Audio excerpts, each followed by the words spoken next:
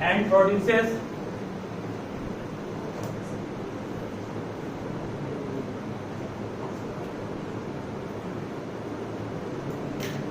OX minus ion is called base। और वो किस आयन को प्रोड्यूस करेगा? OX minus ion। ठीक है। उसके बाद जितना भी बेस है उन सारे बेस में कॉमन क्या आएगा? OH minus ion। एग्जाम्पल लिखो इसका NaOH, KOH, CaOH all 2, MgOH all 2। इसे हम लोग कहते हैं कास्टिक पोटास भी। इसको कास्टिक पोटास कहते हैं, इसे कहते हैं कास्टिक सोडा। आप में से कोई जानते हो what do mean by caustic? Very good. Caustic means corrosive. Corrosive का मतलब तो क्या होता है? कास्टिक वर्ड का मतलब कोई पूछे आपसे क्या होता है कहीं पर भी, कास्टिक मीन्स कोरोजिव। और कोरोजिव का मतलब होता है कि जो किसी सरफेस पर अगर गिरेगा उस सरफेस को बर्न कर देगा, दैट इज कॉल्ड कोरोजिव। ठीक है। तो कास्टिक सोडा और caustic potash highly strong base है, काफी स्ट्रॉन्ग बेस है। जिस तरह से स्ट्रॉन्ग एसिड होता है उस तरह से यह स्ट्रॉन्ग बेस है। इतना खतरनाक है कि जिस सरफेस पर गिरेगा उस सरफेस को ईट अप मींस खा जाएगा। ठीक है। Caustic means corrosive. मींस क्या हुआ? कोरोजिव मींस कहोगे sir that can eat up. Eat up मतलब खोखला करना, उसको खा जाना। The surface in contact with it, the surface in contact with it. Even metal, यहां तक कोई मेटल भी इस सरफेस के कांटेक्ट में आएगा उस सरफेस को ये ईट अप कर जाएगा, खा जाएगा, मतलब खोखला कर देगा। इसलिए इसको हम लोग कहते हैं कोरोजिव इन नेचर। जहां भी कास्टिक रहे, कास्टिक का मतलब कोरोजिव होगा। ये आपका मिल्क ऑफ मैग्नीशिया है, इसे कहते हैं milk of magnesia. Milk of magnesia जो होता है ये आपका वीक होता है। ये वीक होता है इसलिए इसका हम लोग यूज करते हैं खाने में। मतलब अगर कोई व्यक्ति एंटा एसिड से सफर कर रहा है तो he will have to take what? Milk of magnesia. मतलब इट विल बी टेकन या it will be consumed by a person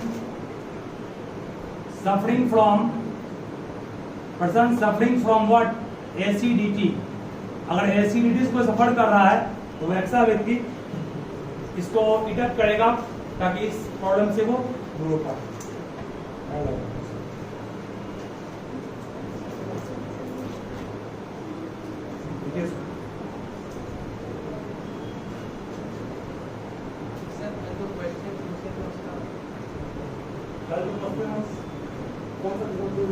baking powder और बेकिंग सोडा में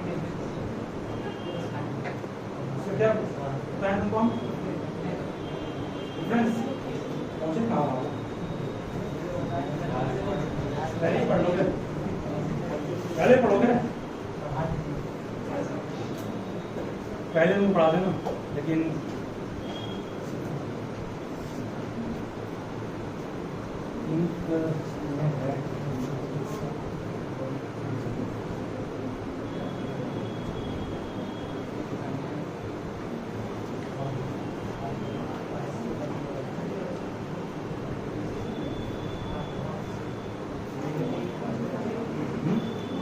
मिल्क ऑफ मैग्नीशिया पढ़ते हैं। मिल्क ऑफ मैग्नीशिया कहते हैं MgOH को।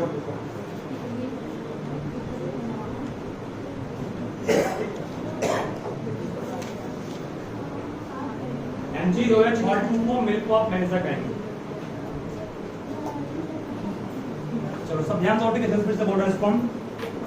ये ऐसे बेस है जिनमें 2 बेस स्ट्रॉन्ग हाईली है, इसको भी स्ट्रॉन्ग बेस ही माना गया है। ठीक है। मिल्क ऑफ मैग्नीशिया जिसको हम लोग खाने में यूज करते हैं वीक बेस है, इसको खाया जाता है किनके द्वारा? जो व्यक्ति सफर कर रहा हो किससे? एसिडिटी। ध्यान देना, जब जो चीज वहां पढ़ा है लगभग वही चीज यहाँ पर है।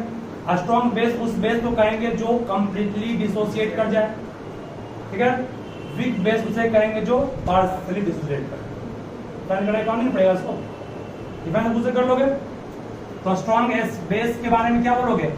स्ट्रॉन्ग बेस उस बेस को कहेंगे जो कंप्लीटली क्या करे, डिसोसिएट करे, और वीक बेस उसे कहेंगे जो पार्शियली डिसोसिएट करे, उसे वीक बेस कहेंगे। सबको पढ़ा हुआ है ये, ठीक है। चलिए उसके बाद what is common in all the base? OH minus strong of the base. ये भी कर लेंगे कुछ से, means OH minus ion is common in what? All the basis. ये भी याद रहेगा। यहाँ पर भी बेस एसिड की तरह, जिस तरह एसिड का टेस्ट सॉर था, एमिटर एसिड का टेस्ट सॉर था, इसका टेस्ट बीटर। एसिड ने चेंज किया था ब्लू को रेड में, ये चेंज करेगा रेड को ब्लू में। एसिड भी कंडक्ट किया था करंट को, ये भी कंडक्ट करेगा किसको? करंट। ठीक है, acid solution as well as basic solution both will conduct current. यहाँ एक वर्ड आएगा अल्कली। क्या होता है? अल्कली उस बेस को कहेंगे जो पानी में डिजॉल्व कर जाए। Means bases that dissolve in water is called what? Means bases that dissolve in water. Bases that dissolve in water is called what? Is called alkali. जो डिजॉल्व करने जो घुलेगा वही कहलाएगा आपका अल्कली। क्या इसको हम लोग अल्कली कहेंगे CH2 को? नहीं कहेंगे, इसको अल्कली नहीं कहेंगे। अभी जस्ट आप कुछ दिन पहले पढ़े थे, कैल्शियम हाइड्रोक्साइड चूना और पानी का मिश्रण है, ये पानी में घुलेगा? नहीं घुलेगा, नहीं घुलेगा ना। आप लोग पढ़े भी हैं क्लास 9th में, इसको कोलाइड्स कहते हैं, कोलाइड सस्पेंशन आप सुने हो ना। इसलिए हम लोग कह सकते हैं कि ये आपका अल्कली नहीं है। अल्कली में आपका कौन आएगा? NaOH आएगा और KOH। इस दोनों को अल्कली के श्रेणी में डाल सकते हैं, ठीक है। जितना कुछ वहां पढ़ा है लगभग यहाँ भी यही चीज हो गया। वहां पे था आपका एसिडिटी ऑफ एसिड, नहीं वहां था बेसिसिटी ऑफ एसिड। यहाँ पढ़ाएंगे आपको क्या? हम एसिडिटी ऑफ एसिड, ठीक है। ये नया टॉपिक हो गया। मैग्नीशियम ये भी नहीं है, ये भी नहीं है आपका। इसका भी कलर होता है व्हाइट, जो पूरी तरह से पानी में डिजॉल्व कर जाए, that is called colour. KOH तो पानी में डिजॉल्व कौन करेगा? जो पूरी तरह टूटेगा। टूटेगा कौन? जो स्ट्रॉन्ग बेस होगा। देखिए थोड़ा सा कैल्शियम आपका चूना होता है, इस कारण से घुलता नहीं पानी, चूना पानी में घुलता नहीं, पड़े हुए, ठीक है। उसमें हम ज्यादा नहीं बोल रहे हैं, इसमें कोई चीज इंपोर्टेंट नहीं है, इसमें एक भी चीज इंपोर्टेंट नहीं है। सिर्फ कास्टिक का मतलब क्या हो ध्यान रखिएगा। एग्जाम पे नेम टू कास्टिक बेस तो बोल सकते हो KOH। कास्टिक मतलब जो बर्निंग काउच करे आयरन अमोन, ठीक है। इसको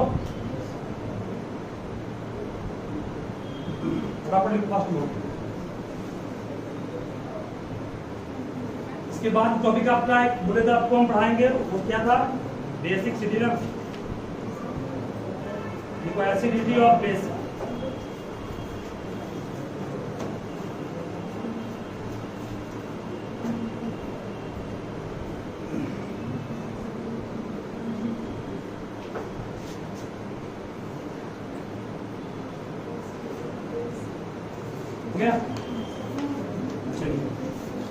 बेस का डिफाइन हो गया। बेस एक ब्रिटल सब्सटेंस है जो प्रोड्यूस करेगा OH माइनस आयन। हर एक बेस में कॉमन होगा OH। Weak base partially dissociate करेगा, स्ट्रॉन्ग बेस कंप्लीटली डिसोसिएट करेगा, और अल्कली उस बेस को कहेंगे जो पानी में डिसॉल्व करेगा। तो इसमें कोई भी टॉपिक इंपॉर्टेंट नहीं है, इसमें निश्चिंत रहिए आप। कास्टिक का वर्ड मीनिंग ध्यान रखिए, ध्यान में बात नहीं। हम लोग आते हैं एसिडिटी ऑफ बेस क्या होता है। एसिडिटी ऑफ बेस लिखोगे यहाँ पर, देखो एसिडिटी ऑफ बेस में the number of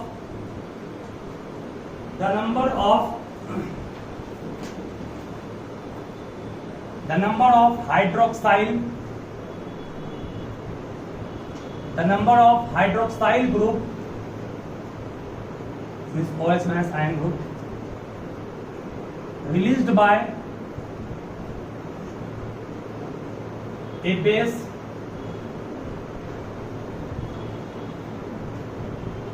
in water is called acidity of base. Number of hydroxide group released by a base in what water is called its acidity.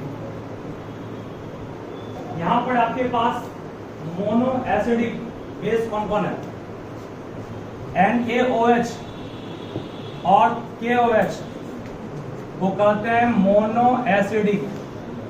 इसे कहते हैं mono acidic because of releasing how much?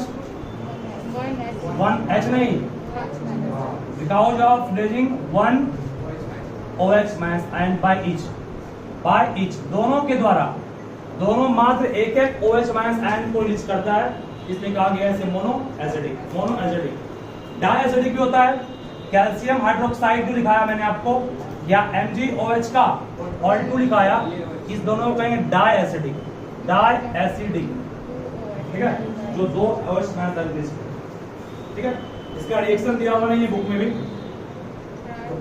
Because try करने दिया हुआ ना, because of releasing 2 OH minus ion by each. Try भी दिया हुआ नहीं है ना, इसका रिएक्शन दिया हुआ है. ठीक है, इसको ध्यान रखोगे अच्छे से. जो जितना अधिक प्रोड्यूस करेगा OH माइनस आयन वो उतना स्ट्रॉन्ग बेस, जितना कम किया उतना वीक बेस. ठीक है ना, मींस लगभग टॉपिक उससे जुड़ा हुआ है. चलिए यहां तक तो आप लोग सीख रहे हैं अच्छे से, दिक्कत किसी को नहीं है. इसमें एक रिएक्शन हाईली इंपॉर्टेंट है, क्वेश्चन अगर आएगा तो इस रिएक्शन का गारंटी है 100% आएगा. इसको आप लोग ध्यान रखिएगा.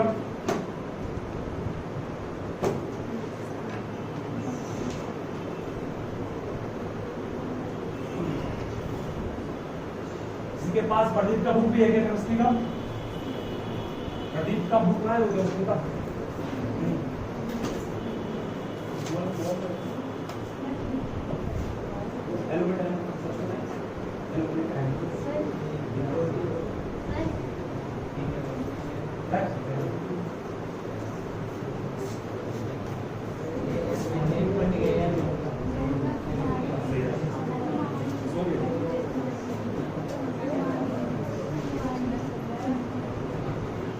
तो दो रिएक्शन आपका इंपॉर्टेंट है, एग्जाम में क्वेश्चन हमेशा आता है. बेटा इसको ना हर एक बेस में कॉमन क्या हो गया, एक बार जितना बोला है उसको हम एक बार फिर से रिव्यू कर देंगे.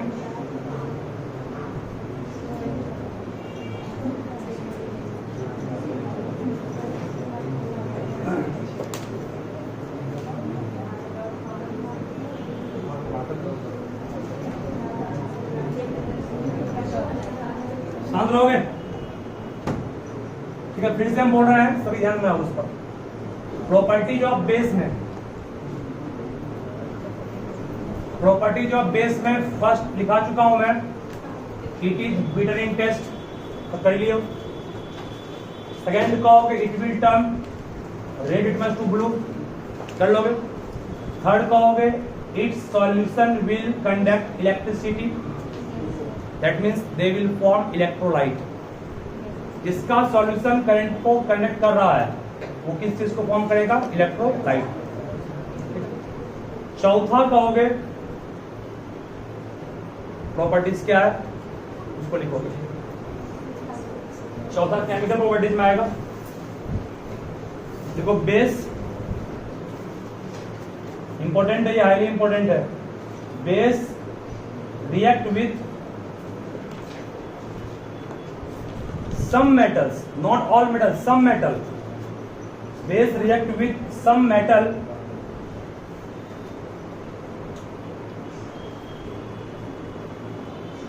and form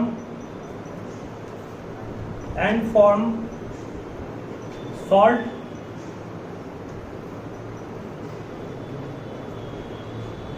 and hydrogen gas. Base कुछ ही मेटल से रिएक्ट करता है, सबों से नहीं. कुछ ऐसे मेटल्स हैं जिससे बेस रिएक्ट करता है और सॉल्ट और H2 गैस को बनाता है. इसका रिएक्शन इंपॉर्टेंट है. मान लीजिए हमने बेस लिया NaOH का होल 2, ठीक है. और टू Na OH हमने एक बेस लिया एक्वस, और जो मेटल लिया वो क्या है, जिंक। अब मात्र दो ही ऐसा मेटल है, याद कीजिए, आपको फर्स्ट चैप्टर में पढ़ाए थे हम, याद हमारे ख्याल से आपको होगा, तो एक था मैग्नीशियम नहीं था, एल्युमिनियम था, और एक जिंक था। याद नहीं आया?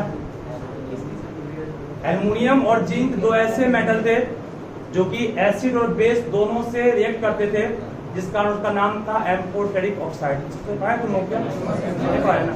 इस वो अलग बोल रहा है। हाँ, ये इसके बाद पढ़ना, मतलब सुन लो फिर ध्यान से क्या बोल रहे हैं, सब ध्यान देना, ये भी इंपॉर्टेंट है क्वेश्चन है, समझोगे? जो जिसको इंपॉर्टेंट हम बार बार कर इंपॉर्टेंट, एक बार 5 बार इंपॉर्टेंट करेंगे इसको हम।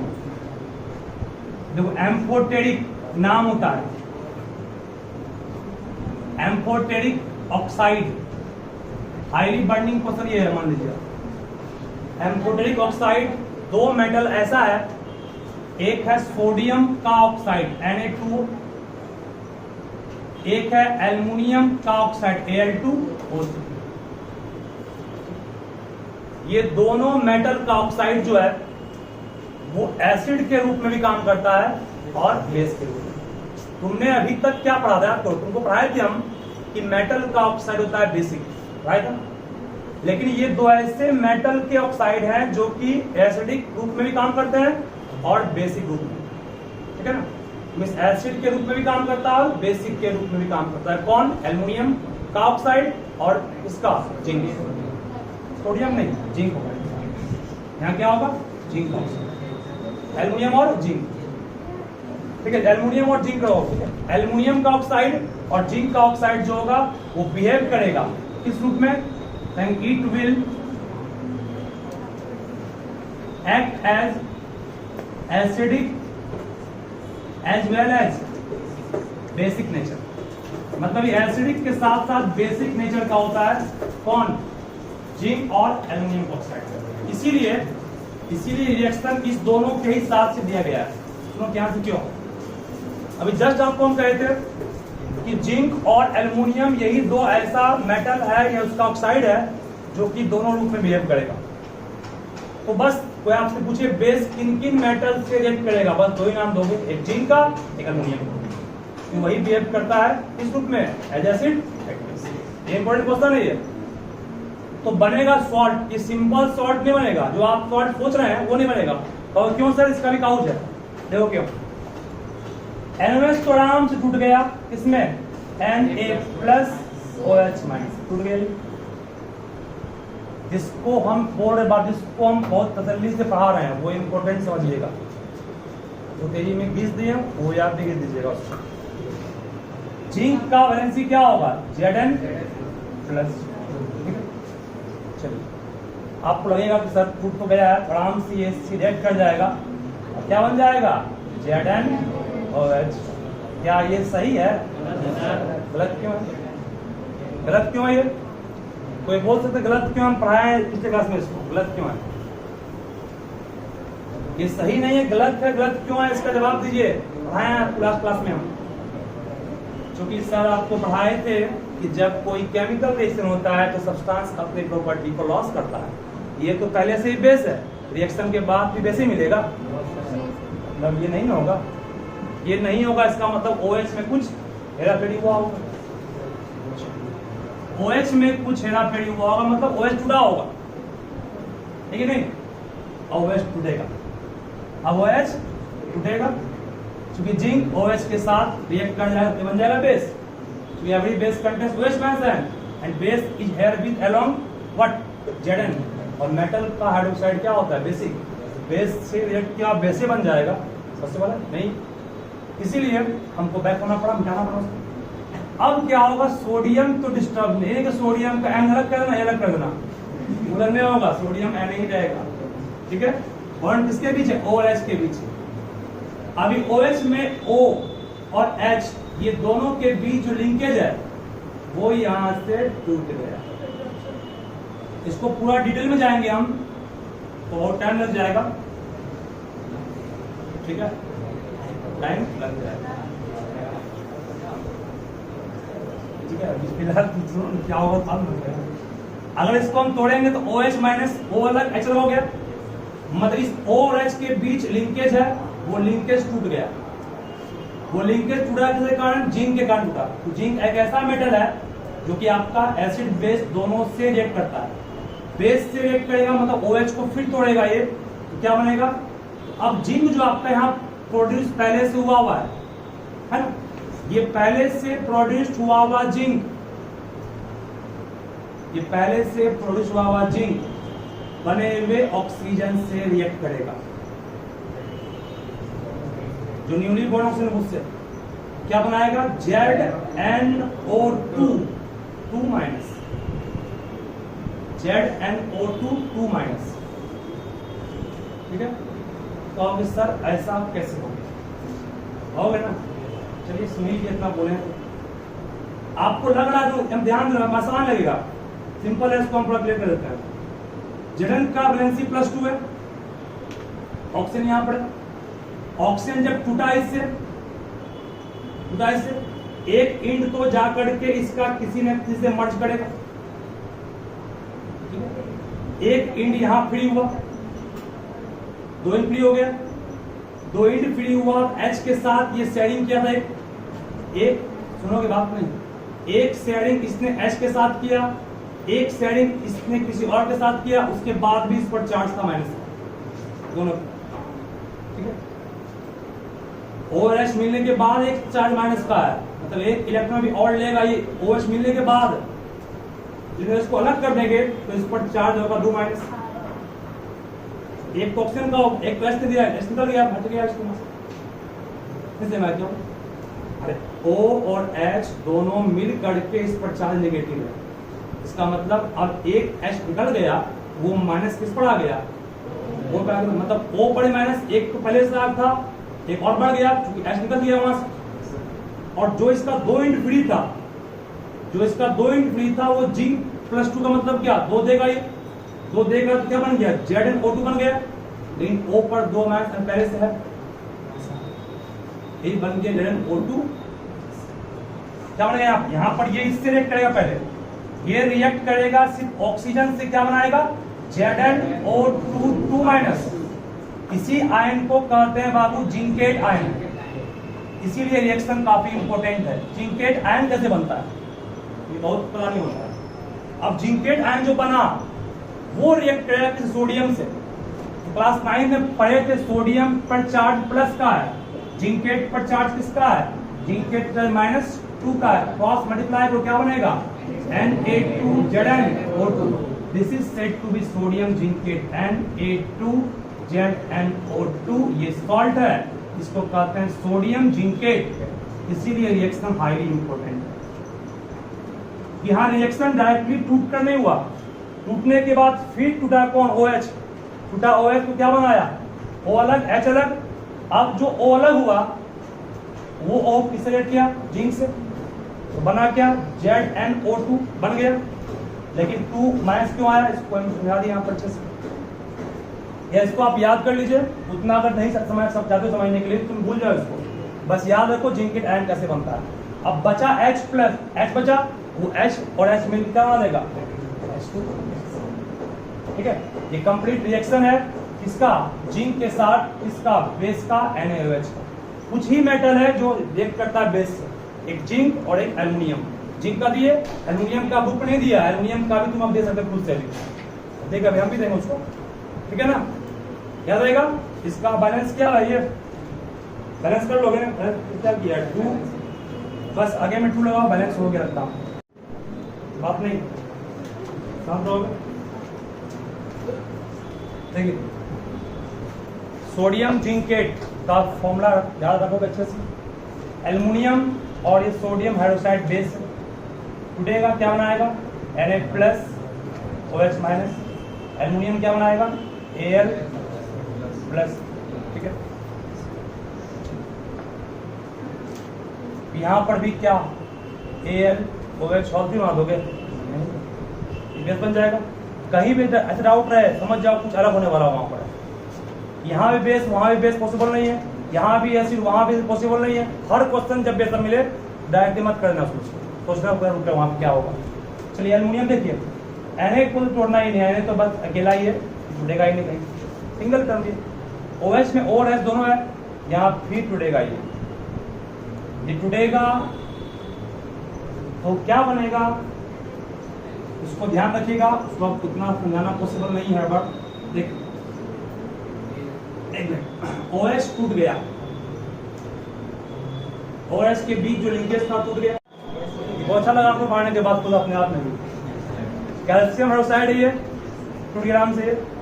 एक्वस है, पानी होगा, H2 दे दिए, CO2 शामिल कर दिए, एसिड देखेगा बेस से है इसको बनेगा ये, टूटेगा। फिर आयनिक कंपाउंड बनाइए, टूटेगा, टूटाइए। अब Ca+2 और इससे क्या बना CaCO3, H+OH- क्या बन गया, ठीक है। रिएक्शन रटना नहीं है, उसको सिखाने का हम जहां तो वो प्रयास कर दिए हैं, ठीक है, रटवाना नहीं है, सिर्फ रट ऐसे होता है। सल्फ्यूरस एसिड बनेगा पहले, उसके बाद आपका सॉल्ट बनेगा CaSO3, पढ़ लो उसमें से। चलो ये टॉपिक तो समाप्त हुआ बेस का। अब जो टॉपिक है हाईली इंपॉर्टेंट है और इंपॉर्टेंट आपके आगे के लिए भी काम करेगा, इसको हम इस तरह पढ़ाएंगे। शांत रहोगे आप। चलिए स्टार्ट करते हैं, नया टॉपिक कुछ है। देखो बात नहीं, पीएच वैल्यू तुम लोग सिर्फ पढ़ लिए होगे, 7 से कम तो बेसिक, एसिडिक 7 से अधिक तो बेसिक, 14 तो हाईली बेसिक, 0 तो इसमें पढ़े हो ना, तुम पढ़े नहीं ना हो। अब उसके आगे सुनो क्या क्या होगा। शांत हो गई, आज शुरुआत करें, खत्म आज नहीं हो, खत्म होने में कल तक समय लग जाएगा, शुरुआत कर रहे हैं आज। शांत रहोगे। 2 पे पावर x का मान 8 है, तो मैथ में कहां से आ गए, मैथ में आना पड़ेगा हमको वहां जाने के लिए।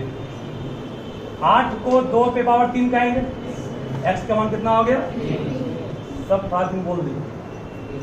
क्यों जानते सिखा रहे हैं इसको, चूंकि एक ऐसा वर्ड आएगा अभी जिसको तुमको जानना पड़ेगा इसी के थ्रू।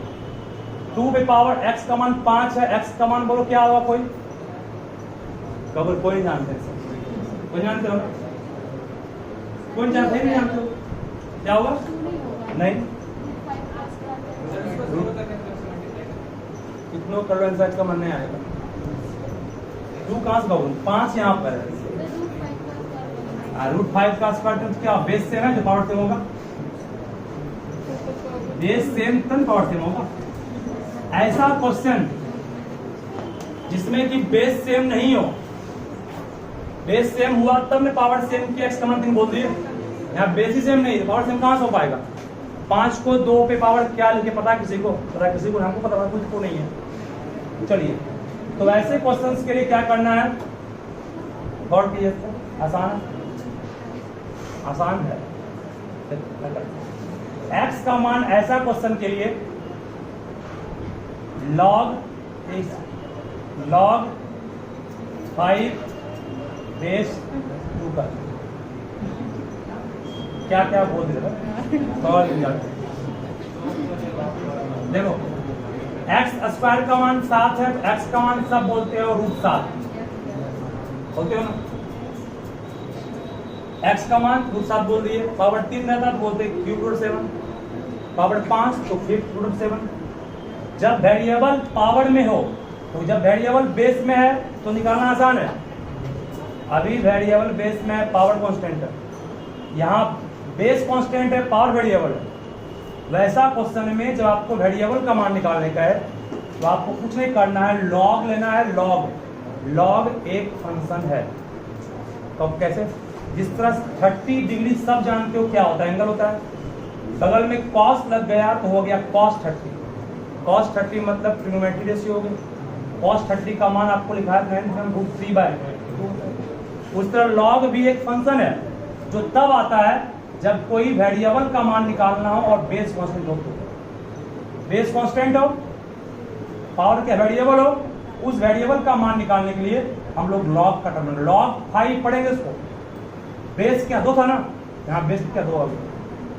मान लो तुम्हारे पास दिया हुआ 3 पे पावर x का मान 7, तो what is value of x क्या बोलोगे, log 7 बेस कितना, log 7 बेस कितना, ठीक है, क्या रहेगा। ये हुआ लॉग कैसे लाते हैं वो, मीन्स जब पावर वेरिएबल होगा तो लॉग हम लोग लेंगे, ठीक है। इसको आप याद रखिएगा अच्छे से। चलिए अब मान लिया जाए बहुत कुछ आगे से पढ़ाना है। 7 पे पावर x का मान 8 दिया हुआ है, बोलो हम x का मान पूछेंगे, क्या बोलोगे तुम? x equals what? log 8 base से, ठीक है। अब इसी को आगे और आगे पढ़ोगे तुम कि इसको लिख सकते हैं log 8 बाय log 7, जो बेस है ना बटा में आता है, log 8 बाय log 7, ठीक है, याद रहेगा log 8 बाय log 7। जिस तरह sin 30 cos 30 cos 60 का मान होता है उस तरह log 8 का मान भी होता है। इसको आपको पढ़ना है क्लास 11 भी नहीं पढ़ा। क्लास 11 का लास्ट चैप्टर पढ़ोगे लॉगरिथमिक चैप्टर नाम दिया हुआ है, उसमें आपको पढ़ना लॉग टेबल, ठीक है। लॉग टेबल बहुत सारे बुक के पीछे में होता होगा, शायद फिजिक्स के बुक के पीछे में भी होगा, नहीं दिया इसमें, लेकिन बहुत सारे बुक के पीछे में होता है, इसमें दिया होगा जो तो वही टेबल है, यही टेबल है लॉगरिथम टेबल। जितना भी लॉग का वैल्यू है उसका मान निकाल सकते हो उस टेबल से। नाम ऊपर लिखा हुआ पढ़ोगे, लॉगरिथमिक टेबल है। एक पेज नहीं है, बहुत सा पेज है ऐसा, पीछे पेज है इसका, और पेज है, और पेज भी है, और पेज भी है, इसके बाद भी पेज है। नहीं याद नहीं करना, तब तो बोल रहे हैं इसको याद नहीं करना तुम लोग। एग्जाम में जब क्वेश्चन आएगा उसका मान बगल में दिया रहेगा, ठीक, हम कुछ याद नहीं है, इतना याद में पॉसिबल है क्या? चलिए, जिस तरह sin 30 cos 60 का मान होता है लॉग का मान होता है, लॉग सीख गए लॉग कब आता है पहले बात तो। और बहुत कुछ इसके बारे में बाबू इतना पढ़ाना संभव नहीं। लॉग का ग्राफ भी होता है, जैसे आप लोग ग्राफ पढ़ते हैं क्वाड्रेटिक पॉलिनोमियल का पैराबोलिक होता है, ग्राफ इसका भी होता है, उतना डिटेल में नहीं आएंगे हम, टाइम आपको पता ही नहीं। चलिए शांत रहोगे। अब जिस तरह से आप इसको नोट कर लोगे बाद में, वीडियो में वो नहीं आ रहा नहीं आ रहा है, नोट अभी कर लो, सुनो पहले आप लोग नोट करो, सीखो। जिस तरह लॉज ऑफ एक्सपोनेंट पढ़े हो उस तरह लॉज ऑफ लॉगरिथम भी। इसका हाईली इंपोर्टेंट इस चैप्टर में केमिस्ट्री में लॉज ऑफ क्या बोले आपको हम, लॉगरिथम। जिस तरह लॉज ऑफ एक्सपोनेंट पढ़े थे पास बेस सेम तो पावर जुड़ता है, गुना में बेस सेम पावर घटता है, उसका ऐसा ही कुछ यहाँ पढ़ तो बोलिए तो क्या हुआ, log a plus log b, log a into b और log a plus log b कहेंगे, log a बाई b और log a minus log b कहेंगे, log 10 का मान 1 याद रखोगे या ऐसे इसको पहले बोल देते हैं। log a पे पावर m जो होता है उसको m log a कहोगे, log 10 का मान 1 होता है, log 1 का मान 0। बस इतना ही आपको ध्यान रखना है लॉज में। अब आपको सारा क्वेश्चन से वैसे बंदा सुन आंसर। मान लिया जाए किसी ने पूछा बताओ जी log 1000 का मान क्या होगा, कहोगे सर नहीं पता, बिल्कुल नहीं पता, लॉग केवल बिना यूज के निकाल सकते हो। कैसे? log 1000 को कहोगे सर log 10 के पावर 3 तो आप आए हम लोग को, अरे 1000 को 10 गुना 10 गुना 10 3 बार नहीं कहेंगे। अब ये किस फॉर्मूला पर सेट होने जा रहा है, तो फॉर्मूला फट थोड़ा पावर है ना, पावर है तो m के रूप में काम कौन कर रहा है, 3, 1 रूप में काम कौन 10 किया, इस फॉर्मूला पे सेट करो क्या आएगा 3 log 10, सही है। इनको 3 चौड़े log 10 का मान क्या लिखा है 1, 3 into 1 आंसर क्या हो गया log 1 का मान निकाल लिया, क्या होगा। अब कोई पूछेगा बताओ जी log 100 का मान क्या होगा, क्या बोलोगे log 100 का मान सिंपल है log 10 का स्क्वायर, दो नीचे आया 2 log 10 का मान 1 1 से 2, जितना पावर 10 पर उतना ही वैल्यू। शॉर्ट ट्रिक हो गई। चलिए याद रखने का ट्रिक सुनो, क्या है बात नहीं, बटा बटे में घटे, गुने में जब गुना होगा जुट जाएगा, बटा में घट जाएगा। बात सुन लो।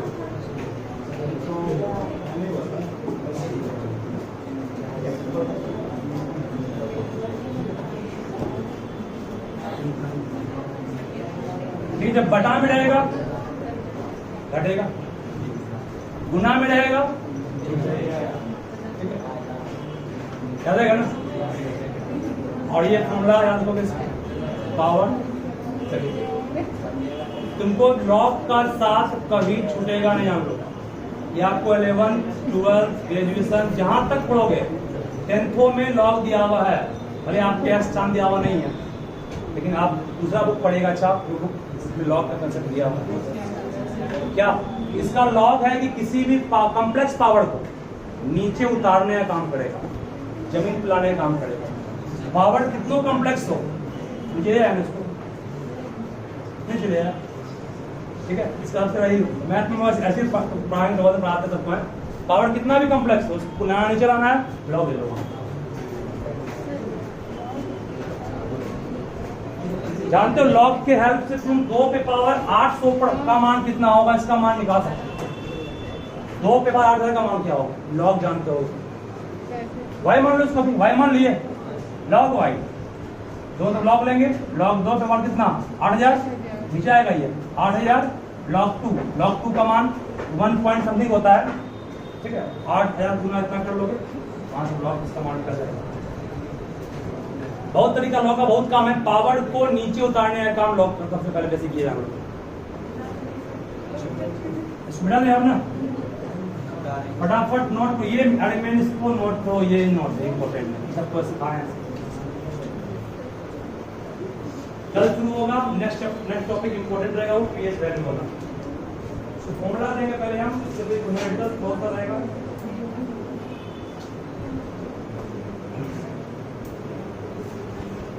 मैथ का कोई भी टॉपिक जहां केमिस्ट्री या फिजिक्स में आता है, वो अपने आप इंटरेस्टिंग बन जाता है। ध्यान दीजिए आप, जैसे केमिस्ट्री को पढ़ने का मन नहीं करता है, खास करके जहाँ आता है थ्योरी, कंसेप्ट जहाँ आता है अपने आप पढ़ने का अच्छा लगता है। कैल्शियम कार्बोनेट से कार्बन डाइऑक्साइड रिएक्ट करेगा तो क्या बनेगा, calcium carbonate plus calcium hydroxide से CO2 रिएक्ट करेगा तो क्या बनेगा। इस रिएक्शन को हम माइंड में सेट रखिएगा, कभी कैसे बनता है राइट में। ठीक है, फिर हम लोग आगे बढ़ेंगे अब कल, उम्मीद करते हैं चैप्टर खत्म अभी नहीं होगा। याद है कि बात पढ़ना भी और बाकी